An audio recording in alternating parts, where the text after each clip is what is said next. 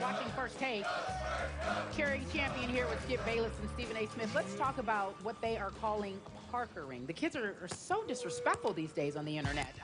Tony Parker, you may remember this, was knocked down last night in the fourth quarter after an elbow from Mario Chalmers. That was called a flagrant. Parker then misses the 2 free throws and leaves the game just for a few minutes to stand on the sidelines by his coach. But then he came back in, and then nowadays they're saying, you know what? This is the Parkering. It was on the internet last night as opposed to the Lebroning because of the cramps. I don't know. Look, Stephen A., let me ask you this. Should people be as tough on Parker as they were on LeBron? Well, there are some people in our society who are incredibly ignorant, and they need to be called out. Because, unfortunately, we've gotten to the point where we're so cynical that we've got adults acting like children, and I don't really have time for that. The fact of the matter is he got kneed. He got elbowed, rather, in the midsection. Sometimes that can knock the wind out of you. That's a relatively painful situation to get up and to go to the free throw line. Everybody can't be Kobe.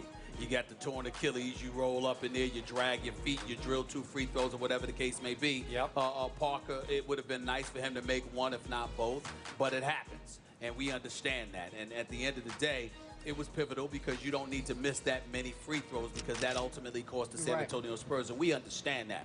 But at the same time, for it to be to a point where people are all over social media and they're coming up with new ways to be insulting, it's becoming incredibly alarming. It was alarming with the whole LeBron James situation. It's alarming with this. Was that a flagrant foul to you? No.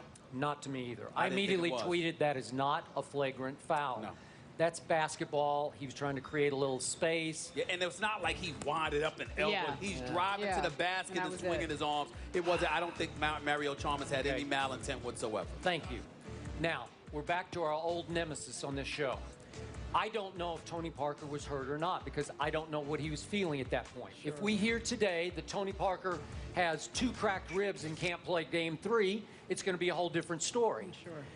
I don't think that happened. And I want to be fair about this because both teams have some flop artists on it. Both teams. That is a fair point. That is Dwayne so Wade true. and LeBron, they can flop with the worst and best of them, That was a great flop on Dwayne's part. Was it? To get my third foul? Yeah. Is that not a terrible call? That was he should be. I don't want to take money out of Dwayne Wade's pocket, but that was definitely a big-time flop. Thank you. That was no doubt. Now, do the Spurs have their share of floppers? Manu will flop. Yes, he does. Your friend Tiago Splitter will flop. Yes. He's an actor.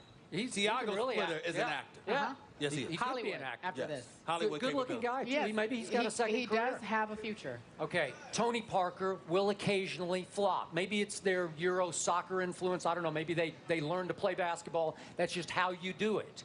In this case, I do think his feet need to be held to some fire because he's not LeBron James, but arguably he's their best player, their most talented player. That goes back and forth from game to game. My issues with Tony going forward are always that something is always a little bit wrong with Tony Parker. So if you're going to quote-unquote be melodramatic or flop just to get the flagrant call, which you successfully got, then suck it up, tough it out, walk to that free throw line and drain both free throws. Sure. You have to close that little deal. Set the tone for your team. When you miss both of them, then your leader, Tim Duncan, follows you to the free throw line immediately and badly misses 2 more. And again, that took the heart out of that team. I didn't like the way he did not respond to what I thought was a little bit of an acting job. No. If you get hit in the midsection, you get the wind knocked out of you, and then you got to get up and go to the free throw line. Sometimes that can affect you. Secondly, I don't know anyone in NBA history who has shot 100% from the free throw line. Not one individual who's ever played. And I don't know anybody who's been 100% in crunch time. Everybody misses at some point in time. It's not good that you miss. The better free throw shooters are supposed to make those free throws. I will give you that. But at the same time, it happens. It happens. Okay, but it doesn't happen to your 2 best players in the middle of the 4th quarter of a pivotal Game 2 at home against a really good basketball team that's the 2-time champ. You can't miss 4 in a row. You can't miss 4 in a row. The odds are you're probably going to lose that game. And by the way, what were they, 12 out of 22 Yeah, 12 out of 20 Come from the on. free throw line. Really? Yeah. 12 out of 20, so they missed 8. Yeah. Okay, come on. Tim Duncan's not the greatest free throw shooter in the world. I mean, it's a given to me that he's going to miss one in most situations. Yeah, but he's been much better this year. He He's has. been much better in the He has. playoffs. And it was a crucial point in that game that I still think took some life out of the home crowd and the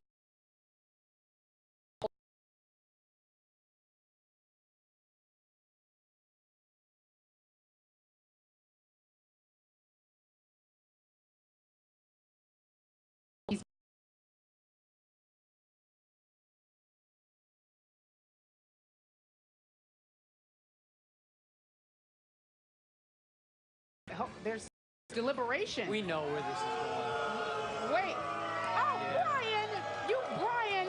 Brian, I'm calling you out when you come back to the desk. Brian Windhorst, ladies.